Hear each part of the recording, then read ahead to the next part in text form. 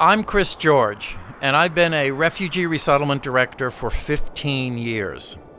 Over my first 10 years, we did have a community co-sponsorship program, but it was very small, very informal. An average of one group per year would knock on our door and volunteer to be a co-sponsor. The tradition was there.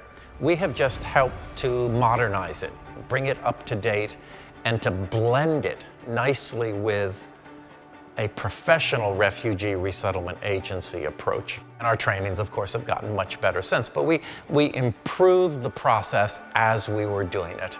Community co-sponsorship is when we partner with community groups, trustworthy, trained, and supervised groups to help refugee families resettle.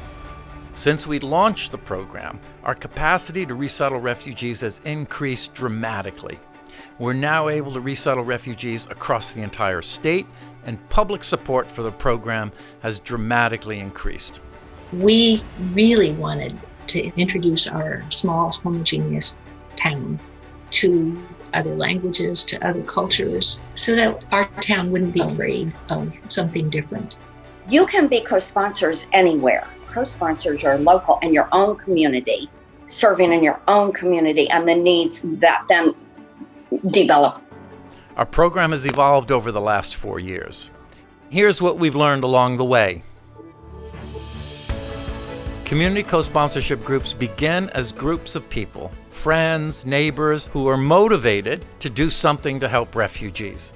Sometimes there's an affiliation to a faith-based organization. Usually it begins with one or two people in a community, in a church, in a synagogue, in a Rotary Club, who say, I heard a little bit about this, I want to learn some more. Momentum builds, they're interested, they come to the IRIS office for maybe another meeting to learn more about it, or they've heard enough, they fill out an application. We have made the application simple, but it's rigorous. So we really get to know these groups. We make sure that they are well prepared to receive a refugee family. The group has to identify at least 10 volunteers as a core committee. They have to assign people to the key roles and responsibilities of resettlement. They have to fundraise, and they have to read our manual cover to cover and participate in a day-long training workshop. They agree to background checks and confidentiality agreements. And after 2 or 3 months, when we think the group is prepared, and when they feel they're ready, the group gives us a green light. The other aspect of it that I didn't appreciate at first, learned to appreciate it over time, was the application. From IRIS's perspective, they needed to know that we were serious and capable. What I came to realize over time was the value of that thing in teaching ourselves and testing ourselves in our ability to get stuff done and stay with it. And that was extremely valuable. If we didn't answer the questions, if we didn't demonstrate that we could do all the things that listed on our application, then we would have to try again. Each group will assign volunteers to focus on the various resettlement responsibilities. They'll focus on things like education, which means meeting with the principals and the teachers before the family arrives, handling school registration, or organizing tutors and buying school supplies. Others will focus on transportation. That means helping the new family navigate public transportation and get to medical appointments, job interviews. Other areas are English language training, healthcare, housing, and helping refugees find jobs. We were all drawn to different areas where we might be able to help based on our own experience and expertise, but just where our interests lay and what we thought we could do. There were 2 kids that were high school age, but hadn't been in school, they didn't speak English. So how I got involved, I'm a retired principal, and I had someone in the parish who was involved and said, Mike, would you be interested in joining and helping? And I said, of course, why didn't I think of that myself? The core members of the group come to the training to learn about the U.S. government reception and placement requirements and the principles of resettlement and co-sponsorship. They, in turn, will share everything they've learned with fellow volunteers.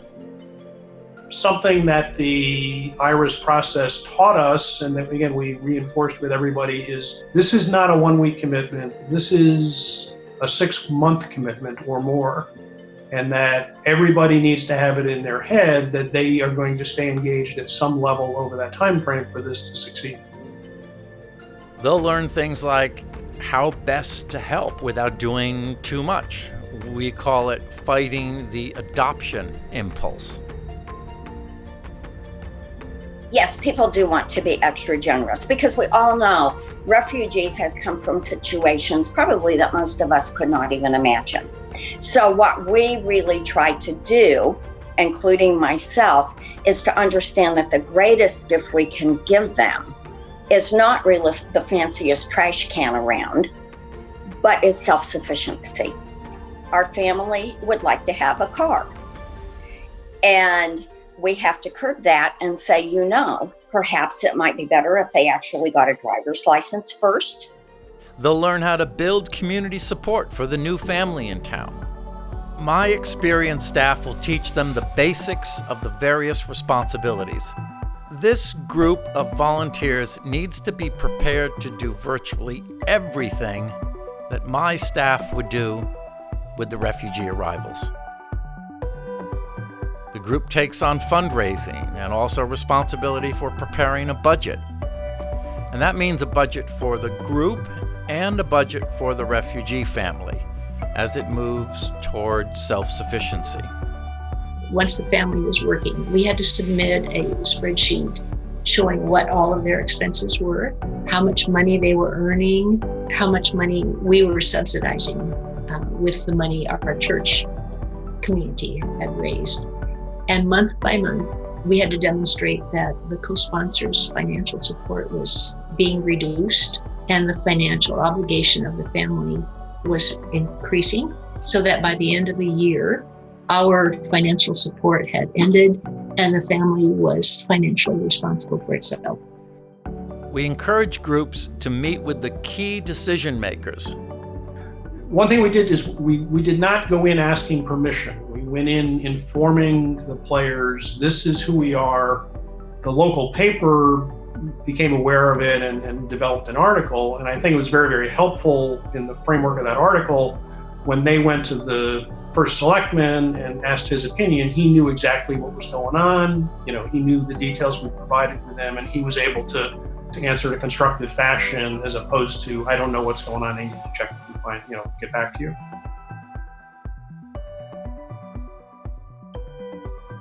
Volunteers love setting up apartments, and they do an amazing job. This can be a really fun part. They're all ready, they've raised the money, they've gathered the furniture, they've done their homework, they've gone to training, they give us a green light. We try to get them a family within 1 or 2 months after getting the green light.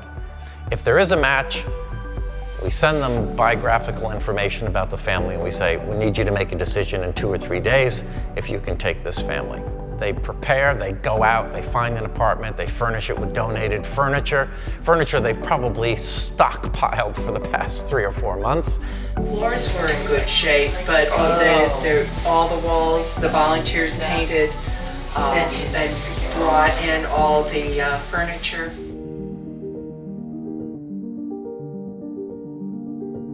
Once the family has arrived, the group gets to work, helping the family settle in, and the group will work closely with us, leaning on us if they have to, as a resource.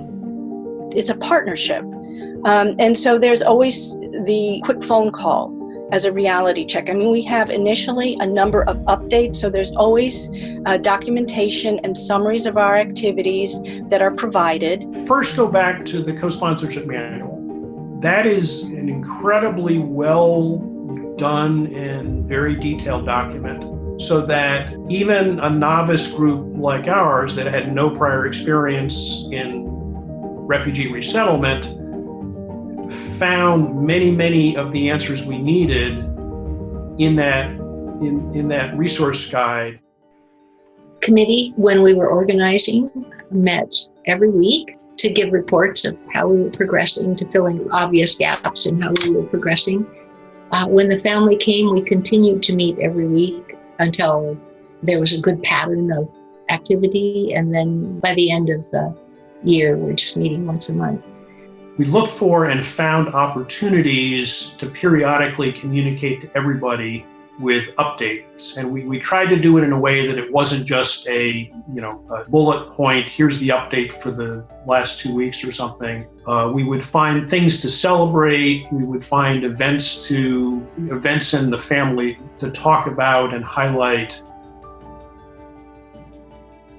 We found that community co-sponsorship creates deep friendships among the volunteers and with the refugee family. And this has happened with hundreds of people in dozens of communities across the state.